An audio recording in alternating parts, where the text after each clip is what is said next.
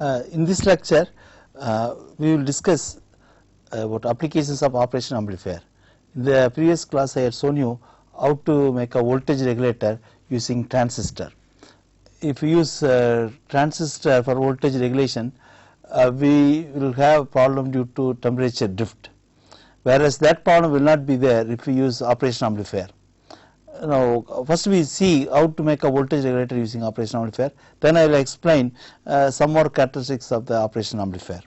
Now, for example, we have an input that is coming from a 230 volt AC main, that is I have a AC 230 volt that I feed to a transformer primary, and then I have the transformer secondary here.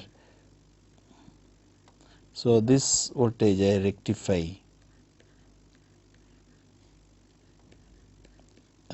rectify then I will get a rectified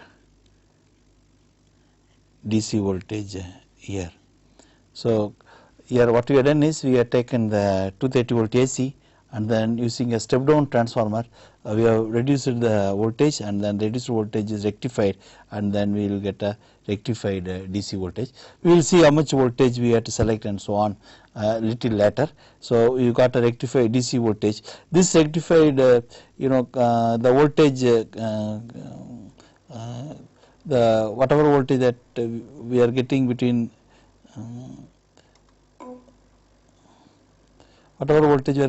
this point and this point, that actually depends upon what is the mains voltage as well, because if this increases, this voltage also will increase, if this decreases, this also will decrease. But then we want this voltage across this to be constant irrespective of change in the input voltage. That is what we are going to do it here. So, what I do is I will take transistor, then I also, since we want high current, I put a Darlington pair here and then connect the transistor to this, and then this I connect to ground. Then what I do is this I connect operation amplifier to this, I just connect one series resistance and connect to this. Then the output of the transistor, I put a voltage divider, connect this to the minus, and then plus input I connect on Zener diode. Then for biasing the Zener diode, I put on resistance and connect it here, and here we will get output voltage V0. In fact, we also have to put on capacitor here to the output to ground. Now, this is the voltage regulator circuit using operation amplifier. Now, just let us see how this works and what is the advantage of the operation amplifier we got over and above that what we got from the transistor. Now, first step is, you see that we got a DC voltage here, and that DC voltage through this resistance we are applying to this Zener diode. So, if you see only this part now, this is only used to bias the Zener diode. So, assume that my Zener voltage is 5 volt here, and say the Zener can be a very good Zener, like for example we have Zener like LM336 is there, which is a band gap Zener, and this is very stable against temperature. For example, with temperature the voltage changes only 30 parts per million. So, we call it about 30 ppm Zener, because for Zener it is a very important spec, how much voltage will change with temperature. Now, I have to bias this. For that I use this resistance R1, that is through this R1 only current is flowing to the Zener. This Zener needs about 1 milliampere current. Unless 1 milliampere current goes through that, you will not get 5 volt correctly here.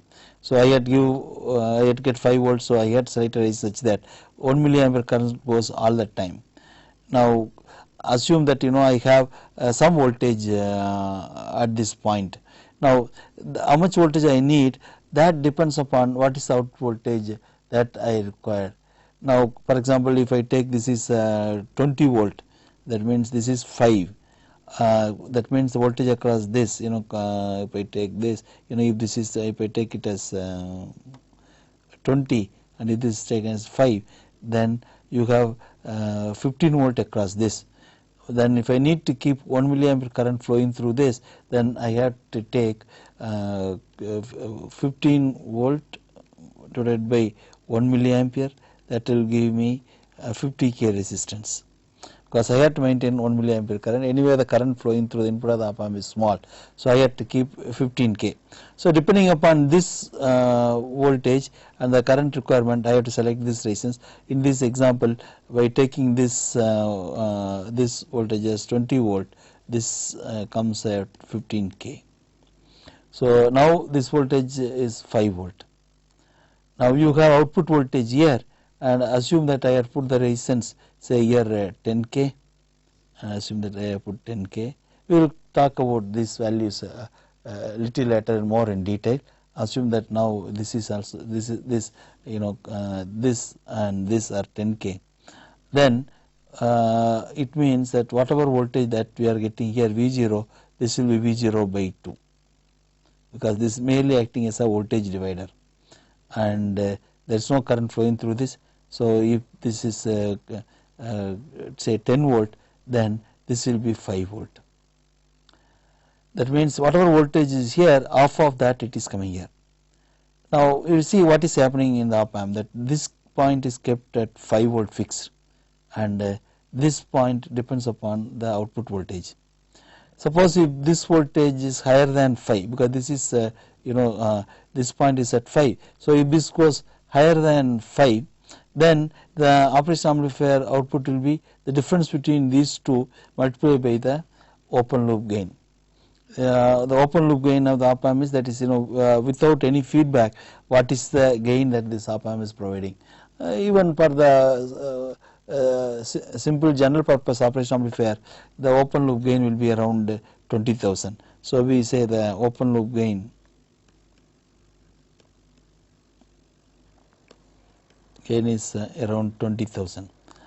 That means if this is 5 volt and if this comes to 4.999, it's just 1 millivolt difference. Assume that this is at 4.999 and this is 5, then you can expect this difference of 1 millivolt multiplied by this 20,000. That's what's supposed to appear at this point.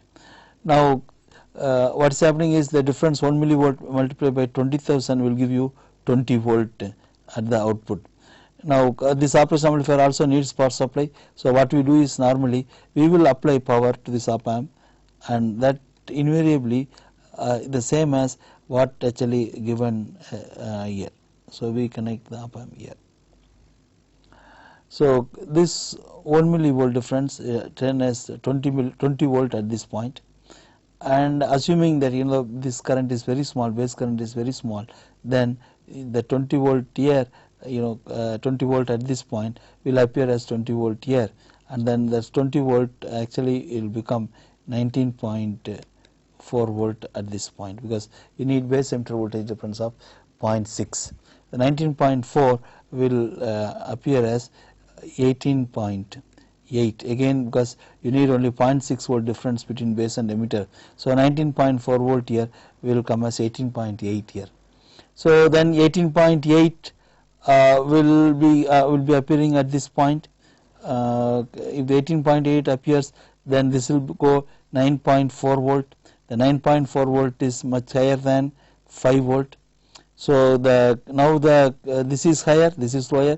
So the difference is 9.4 minus 5. That is, this point is higher by 4.4 volt. That means output supposed to go minus side, that is 4.4 volt into 20,000. That much minus voltage come. Anyway, we have no minus supply, so the output of the op amp drops to 0, because it can't go to minus side. So the lowest what it can go is 0, so it goes to the 0 volts. Once it goes to 0, this also goes to 0, then output will also tend to 0. If the output goes to 0, then this also will become 0. Then once this is 0 and if this is sitting at 5, if this is 0 and if this is sitting at 5, then again output will go, if the difference is extremely high, the 5 volt into 20,000 have to go to some 10,000 volt and so on, but that much is not possible. So whatever supply voltage is there, 20 volt, the 20 also will appear here, then again this will 20 and 19.4, 18.8 will come, again this voltage will increase. Now like that, if you see, this chap has to go on increase and decrease that to happen. But in reality what happens is that once if this is set at 5, this chap start rising, and then we know if this is voltage across this has to be 5, then voltage across this also will be 5, and this has to come to 10 volt. If this has to come to 10 volt, if this has to come to for example, if this point has to come to 10 volt, I know that this voltage has to come to 10.6, this has to come to 11.2, and if I assume the drop across this is negligible, then this is 11.2. We know that to get 11.2 I need some difference. So what is the difference that we need to get 11.2? Because if I need output 11.2, then 11.2 divided by open loop gain, that is 20,000, is the V difference required. That is, difference between these 2 points should be this much. So if I calculate this, that will be roughly 11 volt divided by 20 into 10 power minus 3 millivolt. That roughly comes 0.5 millivolt, nearly 0.5 millivolt difference. That means if this is sitting at 5, then obviously this has to sit at 4.9995 volt. That is only 0.5 volt difference. That this is less, this is more, and then you got 0.5 millivolt multiplied by 20,000 will gives you around 11.2 volt, and 11.2 comes 10.6, and this comes to 10, and that roughly gives you 4.995. So eventually what is happening is, if I keep this at 5, this comes very close to 5. All practical purpose I can take this also coming to 5, and that means voltage across this is 5, and voltage across this also 5, and output goes to 10. Now for some reason, if this voltage trying to go more than 10, if this voltage goes to more than 10, then this will go more than 5. Then if trying to go more than 5, this will start decreasing, then output will decrease. If this decreases, then this will also try to go lower than 5. In case if this try to go lower than 5, then this voltage will increase and output also will increase. And then to make sure that this point is always kept at 5, and this point is always kept at this point is always kept at 10, and this point always kept at 5. This is how the operation amplifier regulates. So if you carefully watch that, what the operation amplifier doing is, whatever voltage that is given to plus input, the same voltage forced to come to the minus input because of this feedback, because of the closed loop feedback that is taking place here, and also because there is a high gain in the operation amplifier. And so what is happening is that if I keep here 5, then automatically this is this have to stay at 5. Actually it is not exactly 5, it is little less than 5. The difference whatever that you are getting, that multiply open loop gain is what is put here, and that's what it is coming here. So very small difference is maintained to generate this 10 volt, because the open loop gain is very high. Now this is very important, because all that I have to worry is that I keep this 5, then I know I will get 5 here, and if I want for example 15 volt, what I do is I will remove this 10k, I will put here 20k for example. In that case, then this 10 volt will disappear now. Assume that this you have some higher voltage here, then what happens is, I know that across 10k it is 5 volt. Then since the same current is flowing through this, across 20k it must be 10 volt, because across 10k if I get 5 volt, across 20k I have to get 10 volt, then total voltage will be 10 plus 5, then I will get 15 volt here. So in this case I will just get 15 volt. So that means all that I need is, if I want to change the output voltage, I will change either this or either this, or I change the zener voltage. So the essentially we can say that the output voltage, if I see the output voltage V0, output voltage can be written as V0 is actually the V reference what we had divided by, assume that this is your R3 and this is R4, then V reference by R3 into R3 plus R4 is the relation between V reference R3 and R4, because VR by R3 gives you the current through this, then the same current is flowing through this, so total voltage will be total resistance into current. That's why we have put this is current into total resistance R3 plus R4, so that gives you the relation for the output voltage. Of course, you can adjust this or adjust this or adjust this to get any voltage you like, provided input voltage is more than the output. For example, if you want 15 volt, then I need to have minimum of 15 plus 3 volt drop is required for the transistor to work. So I have to get at least 18 volt here. So if I need 20 volt, I need to get 23 volt here. So as long as I have sufficient voltage at the input, I can get whatever voltage that I need by varying either this or this or this. Now this is how the regulator is working.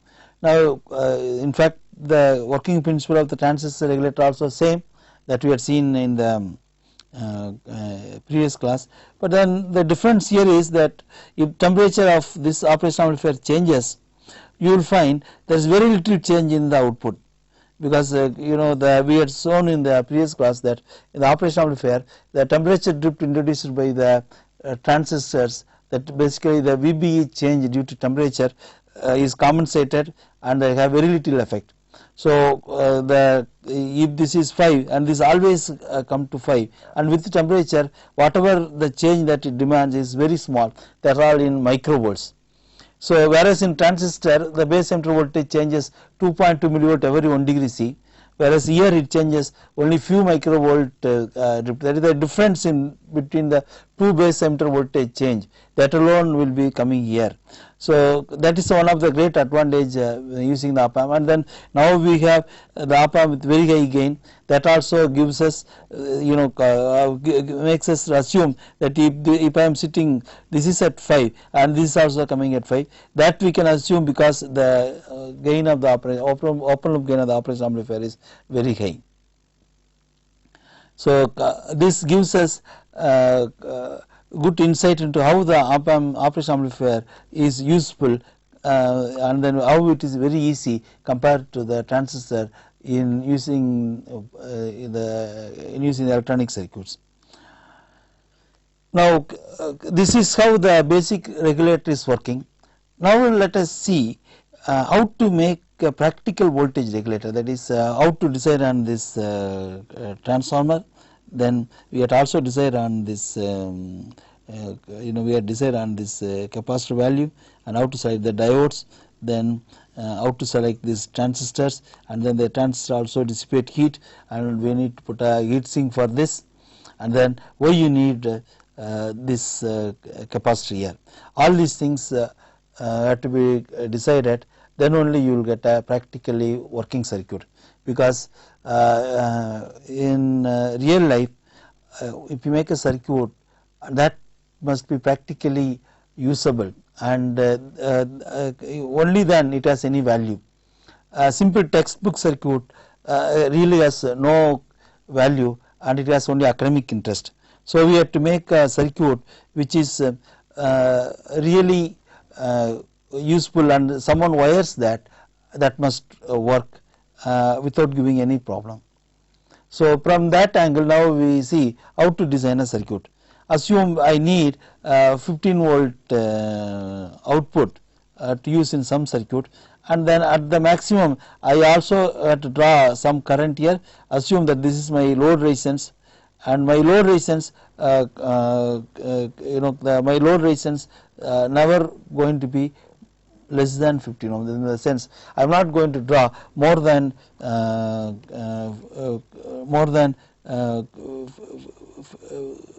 ampere current, more than 1 ampere current here. So that means I am fixing first what is my output requirement. That is, my output requirement is 15 volt, 15 volt, 15 volt at and 1 ampere current. I am not, the 1 ampere current means I am not going to draw more than 1 ampere. I may draw less than that. So this is my output requirement. So I had fixed my output requirement. Then if I need 15 volt here, I should fix what is the required voltage at the input here. If I need 15 volt, then I need to have at least 18 volt at this point, because the transistor needs minimum 3 volt to be effectively working, because we have to reverse bias the base collector junction that needs actually minimum 3 volt. So we need 18 volt at this point. And also I had to see that the 15 volt is here, and when the even when the mains voltage, for example, the mains voltage is 170, then also I want if this 170 also I want the output to be 15. Even when 270 the output to be 15. That means if the output voltage has to be 15, then I know that input has to be 18. That means I need to get 18 volt here when the input here is 170. Because at 170 I should get 18, then only at 170 I will be able to get 15. Of course, when the input voltage goes to 270, this will go much higher than 18, and that doesn't matter, that anyway that 15 volt will be here, and the extra voltage will be dropped on the transistor. That work is done by the operation amplifier automatically. So next, that what we have to fix is what is the input voltage range. So input voltage range is input voltage range is 170 to 270 volt. That is from 170 to 270 input I should get constant 15 volt. If the voltage goes below 170 volt, output is not going to be 15 volt. That's what we are accepting it by telling that input voltage range is 170 volt to 270 volt. So having fixed the input voltage and then the output voltage and current, now we can decide what is the rating required for the transformer. Now if we take this, now the input voltage, the voltage that we need at this point is minimum 18 volt. So if 18 volt is what is required minimum, and that is at 170 volt, then we know that when if I have a AC voltage here, if I am rectifying and then connecting to a capacitor, the capacitor charges close to the peak value, because if I look at the voltage at this point that you have, I will show you in the next diagram. See, the input voltage is if I draw the rectifier schematic, then the second primary you have, then the secondary. Now the diodes we are putting it here.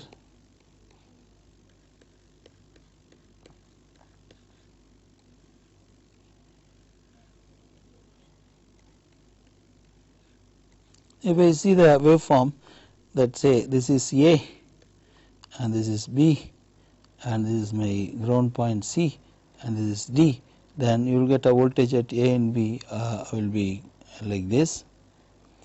Then if I look at C and D, if I see the voltage, actually we have some load here, then if you do the first cycle it will climb up like this, then it will come like this, it will come like this. This is time versus voltage. This is voltage across C and T.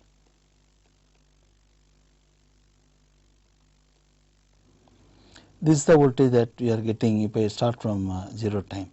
What is happening is, when first time when this comes positive, then the current comes here, and then at that time the capacitor voltage was not there, its capacitor was empty, so it charges up to the peak. Then this is nothing but the peak voltage of the AC. Then once it peak is charged up, then what is happening is, at the output, if I see here, that is, I will take this point as see with respect to C, if I take E, then at between C and E you will have the rectified voltage like this.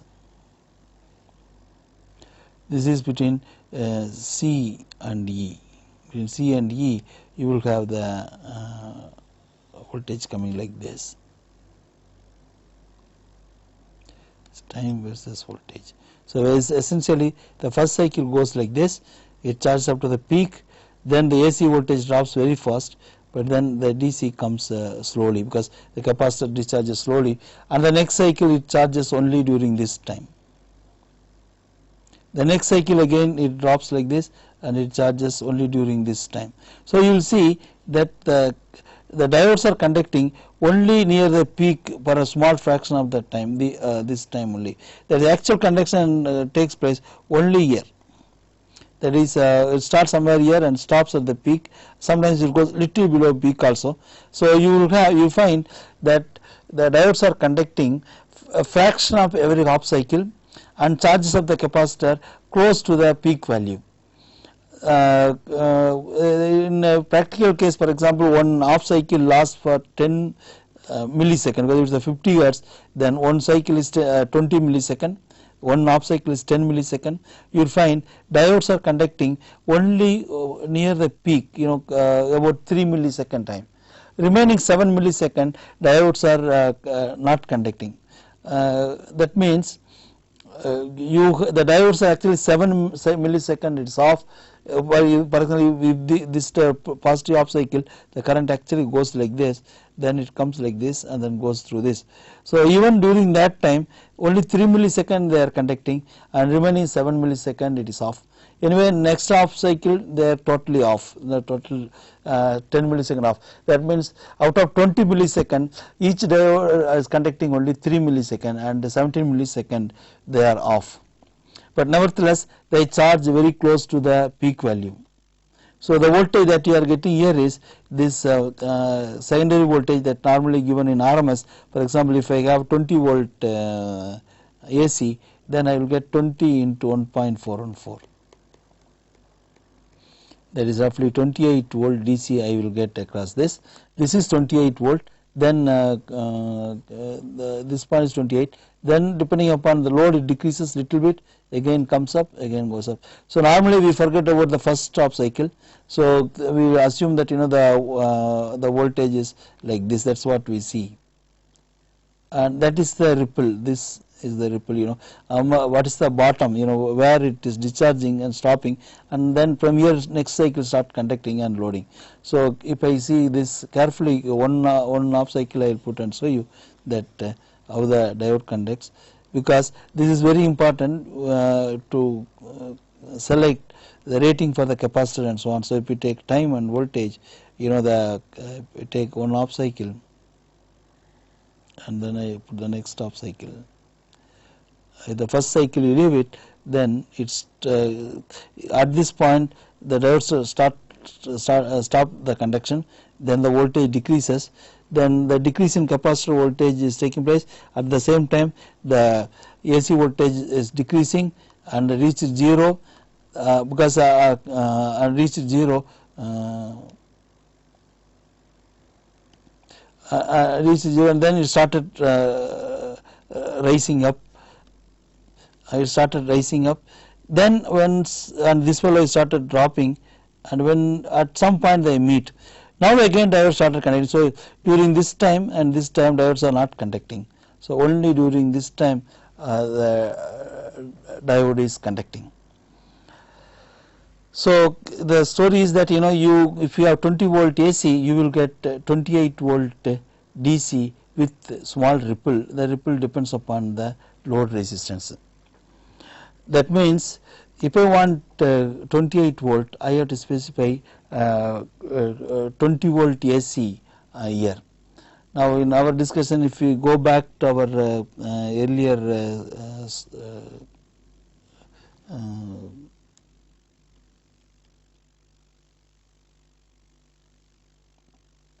discussion, that we want a 15 volt, we want 15 volt output. For that we need 18 volt here. At 18 volt is needed when the input is 230 volt. So to get 18 volt we need some AC voltage. The required AC voltage for 18 volt is for 18 volt DC, DC. The required AC is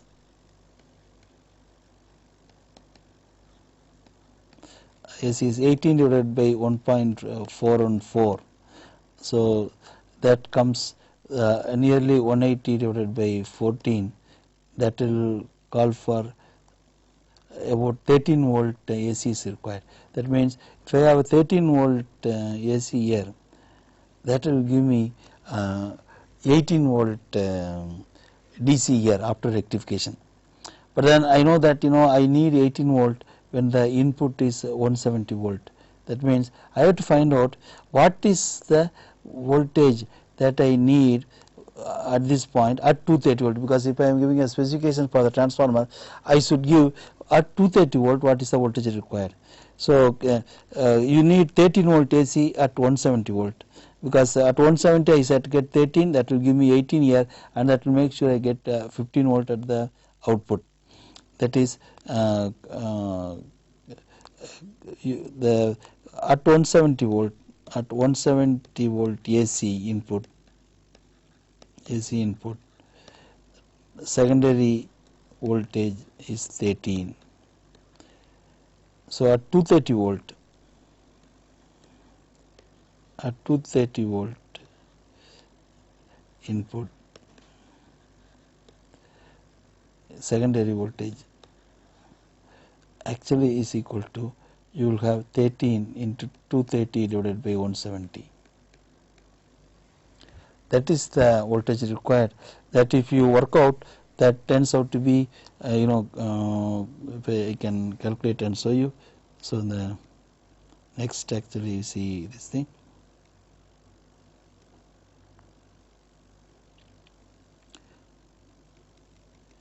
So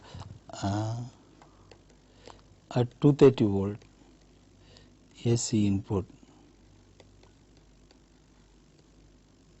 the secondary voltage is actually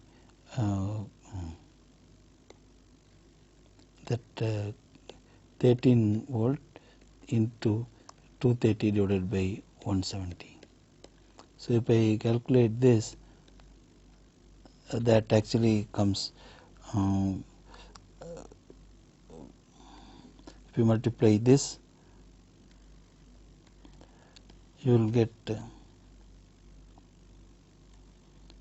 divided by 17, that will come you will get 12 19, so that will be 8 times roughly 18 volt. So you need secondary voltage of 18 volt is required at 230 volt. That means I had to give a transformer spec as primary 0 to 230 volt, secondary 0 to 18 volt, because at 230 you will get 18, and that will make at 170 to get 13 volt. At 170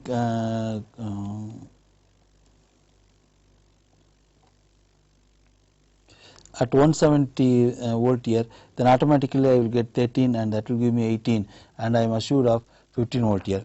Of course at 230 I need 18 volt, and that will give more voltage here, 18 into 1.414, doesn't matter, this you will still get 18.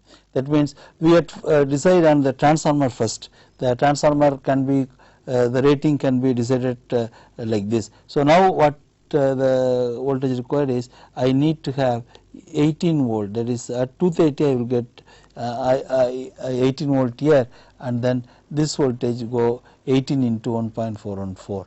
So that is how the transformer has to be decided. Then the question of deciding on the capacitor here, because this capacitor also we have to decide that the value of the capacitor to be decided depending upon the load. Now how we calculate the this capacitor value? Now I can calculate the value of this capacitor by considering how much time that the energy it is, how much time it is discharging to the load, and how much time it is charging up. Now I will show you soon that in most of the cases, you can see that the conduction angle is always around 3 millisecond in one half cycle. Then of course the capacitor have to discharge the remaining time.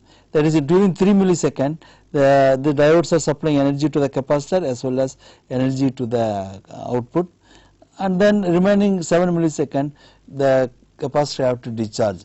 That means I can take the charging time of the capacitor is 3 millisecond and then discharging time as 7 millisecond. So if the capacitor discharges for 7 millisecond, we know that the voltage will decrease, and if I put large value capacitor, then we find that the voltage decrease is small. That means ripple will be small. So larger the value capacitor will get a smaller the ripple. But then if I keep if you keep too much large capacitor, again it's not that you're going to reduce the ripple. I will show you little later that if you keep on increasing the capacitor, you are not going to get much benefit. Of course the ripple will come down, but the conduction angle is not going to change much, and the output voltage also will decrease. So depending upon the ripple requirement, I have to select the capacitor. There is a small complication is there between the conduction angle and the capacitor size. Right now we will not get into that argument. However, if I put large value capacitor, you will find the smaller ripple at the point. So the ripple voltage, so the ripple voltage is the one which decides the size of the capacitor. The ripple voltage is to be determined. So assume that I want ripple voltage of say 3 volt. Now if I need a ripple voltage of 3 volt, then I have to select what is the capacitor required. Now we know that the basic formula I into T is equal to C into V. This is the basic equation governing the charge and the voltage. Now in this case, I want ripple of the capacitor, that is how much this capacitor is discharging. So I take C into delta V is this. Then I is the load current, that is in this case 1 ampere, and the time is actually the discharge time is 7 millisecond, 7 in 10 power minus 3. Because the capacitor is discharging for 7 millisecond, and while discharging 7 millisecond, the voltage will decrease. That voltage is taken as delta V. So that C actually is given by now C actually is given by 7 in 10 power minus 3 divided by delta V. So in this case I wanted 3 volt ripple, that means 7 by 3 into 10 power minus 3, that is actually 2.3 in 10 power minus 3 farad, or that is equal to 2300 microfarad. The standard value is 2200 microfarad. That very well suits here. So I can put 2200 microfarad. That will give me ripple voltage of 3 volt when the load current is 1 ampere. So that is how the capacitor value is selected. Now we have selected the transformer voltage, and then we have selected the capacitor value. Now one thing that the diodes are conducting only for 3 millisecond, and during that time only all the energy is coming, and remaining 7 millisecond diodes are not conducting and transformer also not giving any power. But we are getting continuously 1 ampere power at this point. That obviously puts on question that if I am drawing 1 ampere continuously, and if I am drawing power only 3 millisecond out of 10 millisecond half cycle, then obviously during that 3 millisecond more current supposed to come from the transformer, more than 1 ampere current supposed to come from the transformer. That is true, because if this is giving 1 ampere current continuously, and if this is charging only 3 millisecond, and during the 3 millisecond definitely more than 1 ampere current have to come. And this is very important, because very often we make this mistake in selecting the current rating for the transformer, because there are two additional problems that we get in this. For example, if this transformer continuously supplies 1 ampere, the heating will be less. But if it supplies say 2 ampere half the time, and other half the time if it sleeps without giving any power, you will find the heating is more. even though it had given the same amount of power during average time, during long average period of time. But if you are not taking power continuously, then heating will be more. That's what happens in this diode capacitor arrangement, because the diodes are not conducting continuously, they are drawing large power for 3 millisecond, and the rest of the time it is quiet. But that makes the transformer to heat up more than the normal amount. That means if I am designing the transformer, then if I have to rate the current rating for the transformer I have to give, that actually calls for over rating of this transformer. If I need 1 ampere here, definitely I need more than 1 ampere rating for this transformer. Now for many students it may be a worry that finding out why the transformer have to heat up more if you are not drawing the power continuously. This is because the power loss is actually given by I squared R is the power loss, whereas where I is the current and R is the resistance, the equivalent resistance of the transformer. Take in this case only the secondary resistance alone.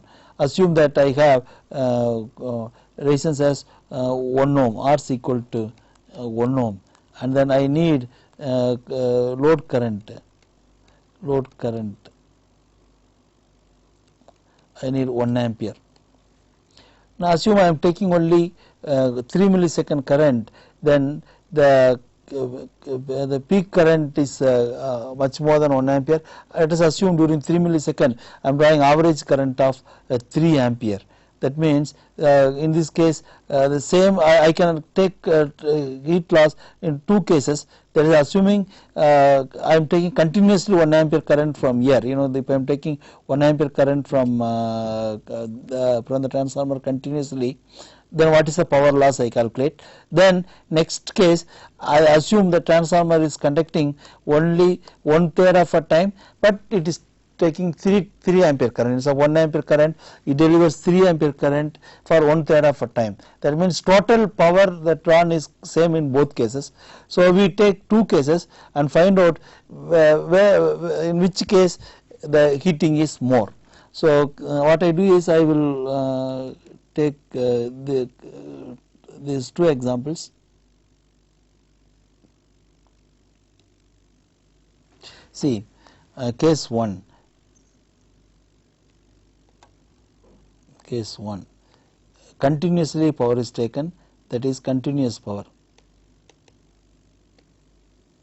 continuous 1 ampere continuously taking, and case 2 3 ampere for 1/3 of time. 1/3 of a time I am taking 3 ampere. That means average power is same in both cases. Now here I squared R, if I find I squared R in this case will be 1 square and R is 1 ohm, that I will have 1 watt power dissipation. Now in this case that I will have I square, that is 3 ampere, that is 9, that is if I take I square, that is 3 squared into R, that is then of course we have only 1/3 of a time it is conducting, so I have to divide this by 3. So here in this case 9 into R is 1, so we get 3, that is equal to 3 watt. That means in this case we had a heat dissipation of 1 watt, and if I take 3 ampere for 1/3 of a time, then heat dissipation is 3 watt. So it is better to take the power continuously rather than in the pulsed form. When you are taking current in the pulsed form, more heating is taking place. But then if you go back and see, we have no choice, because if once you put a the regulator, once you put the once you put the diode and capacitor, the current comes only in the pulsed form. That means you will have more heating on the transformer, that automatically happens. Now only choice that we have is that we design a transformer such that it takes it accepts that much heat. The other way around of telling this would be, I overrate the transformer. That is, if I want 1 ampere current, then I put more than 1 ampere rating for this transformer. I can show you in some other calculations later that for the transformer of bridge rectifier, I need to rate 1.8 times actually. That is, if I want 1 ampere current,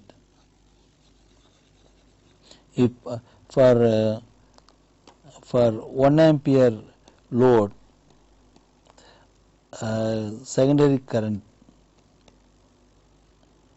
requirement will be 1 ampere into 1.8 times. Now you ask what is this 1.8? That is, for example, in this case I will put 1.8 ampere rating. That is, instead of 1 ampere I will give 1.8 rating. That means you are going to use a thicker wire and the heating going to come down. Of course, how many times you have to overrate depends upon what is the conduction angle.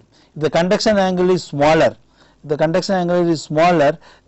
overrating have to be more. The conduction angle is more, then the overrating need not be more, because the conduction angle is more means is more or less it is conducting continuously. So depending upon the conduction angle, I have to overrate the transformer. Now you will be surprised later that even if I change this 2200 mF to 4700 mF, you will find the conduction angle almost remains same, because in our classical textbooks there is one misconception that if you increase the capacitor value, the conduction angle will come down. That is not really true. That is true only for ideal transformer. For a practical transformer, by increasing this you cannot actually increase the reduce the conduction angle.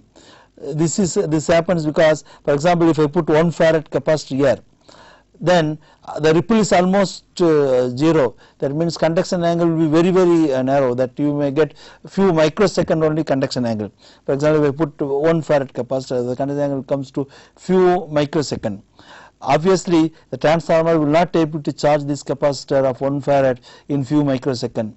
So you will find the conduction angle still remains close to 3 millisecond only, and this needs a big explanation, and right at this point of time we will not look at it.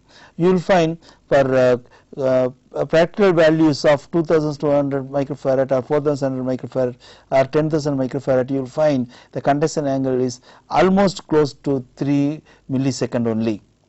So the classical misconception that if you increase the capacitor value, that conduction angle will come down and the current will shoot up, that is not correct.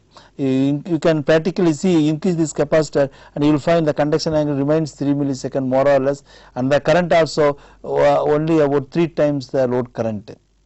So considering this, this factor of 1.8 was selected, and we can show using a recursive mathematics how this 1.8 ampere had come, and that is not required at this point of time. We will see that at later time. So all that we would say is for most of the practical cases we need to have overrating of 1.8 times. So that decides what is the rating required for the transformer. That is, in this case, for 1 ampere and 15 volt output, I need 18 volt and 1.8 ampere current rating for this transformer, and I need a 2200 microfarad capacitor to work with this. So that decides what is the capacitor size and the transformer and so on. Now we have to go and decide on various other components, particularly the heat sink, and then what type of transistor I have to use, where I need Arlington pair, and then if I use different op amps, 741 or 714, like that, if I use a different operational pair, what happens, that remains to be seen. Similarly, I have to worry why I need this capacitor. Now it looks that designing a simple regulator seems to be very complicated, but actually it is not that way. We will show you that some more complications, that in case if I ground the output accidentally, for example if you have a load here, and if I accidentally ground this, then I know that this goes to 0 and then this goes to 0, then this is sitting anyway at 5, and that make the output voltage go very high, because the difference is now 5 volt. The 5 into open loop gain will be high, and this will go to 20 volt, and that will come to 20, and then that will come to 19.4, and this is 0 and the 19.4. Then first this transistor goes bad, then once that goes bad, this also goes bad. So invariably if we short this, and the transistors go bad. That means we also had to provide a short circuit protection. Particularly it happens the short automatically at the beginning. At the beginning this capacitor is empty, this is not charged, so a large current runs through that, it acts like a short, and most of the cases as soon as switch on, this regulator goes bad. Even though as a textbook circuit it is okay, but then practically if I don't provide a short circuit protection, it goes bad. You will never able to use this regulator. So we also have to provide a short circuit protection. So also we have to decide on this resistor and then this resistor, and then also I may ask, why did you select 10k here 20k and 10k? I can also have 1k and 2k, like that. There are so many questions come in, and all these things have to be answered. So one need not get frightened with with a simple regulator like this. So many design issues are there. It is natural that design involves putting very many comments, and that comments must be perfect in all respect, and that is actually the design. So learning electronic circuit without getting into design is very simple, but that is useless. So your focus would be always how to design a circuit, how to select the different values, and then what is the extreme conditions, when it will fail, and so what happens when the mains voltage changes, and then what is really happening, and that should be looked into that very carefully. Then only the design will be complete. In fact, the focus of this the entire course will be like this only, that everything will be getting into details, and then we will select the values considering very many factors. Now, for example, in this case we had selected the transformer, and then the specification related to that. Now let us see how will you select, how will you design this transformer itself. That is another question, because many times you may say I may give a specification for the transformer manufacturer and give this one. But then that's only half the story, because if you are a power supply manufacturer, you will find cost of this transistor, then cost of this operational amplifier, and all this electronic component. If we take, the cost is very small. Most of the cost goes only to the transformer. And if you are buying a transformer from you order the transformer and getting it from your supplier, you will find that all the money actually goes to the transformer manufacturer, and as a voltage regulator manufacturer you will get nothing at all. So if you are in a practical world, if you are making a regulator, a voltage regulator, then you must also make the transformer. And as an analog circuit designer, you should know how to design the transformer also. If you don't know how to design a transformer, then really there is no use in studying the voltage regulator, because you are studying the voltage regulator only with the intention to produce them. Because all our circuits that what we are going to discuss, that I will assume that you are running an industry, and for the industry you are developing that product. That is the approach that I am going to take throughout this course. I am not going to teach you from the academic point of view how the circuit works and write the equation and then move on from there. and as far as I am concerned, that is useless, and I advise you not to do not to take that kind of approach. That will ruin you in over a period of time. That's what happens. That's what happens in happens as in many times. When we study in our college, that's what we have done. We have actually taken an approach that we want to understand the circuit. That is not a correct approach. We have to assume that I am going to manufacture this circuit, and for that how I am going to what are the things I have to learn, and how I have to optimize the cost and so on. So that is what we are going to do. So next we will take up how to decide the value of R1 and this resistor. Then how to select the value of this, and then which transistor you will select, and how will you select the heat sink for this. Then also I will discuss how will you design this transformer itself, because that transformer design learning will help you at many places, because in analog circuit we will be designing transformer for very many purposes. Like for example, when I want to make an oscillator, I will have to design a transformer, and then we also have to design a filter. That time I need to design an inductor. For the inductor design, I had to know, I had to anyway learn how to wind a coil and so on. So that way, learning how to design a transformer also will be of very great help to you in future. So the next class I will talk about how to design various other components that is associated with this, and then also tell you how to design the transformer in a simpler way. To design a transformer, you don't need any computer or any calculator. You can. I will show you how to design it very easily. Then you can look back and see how the textbooks are shown how to design the transformer. So with this I will stop this lecture. We will continue in the next class. Thank you.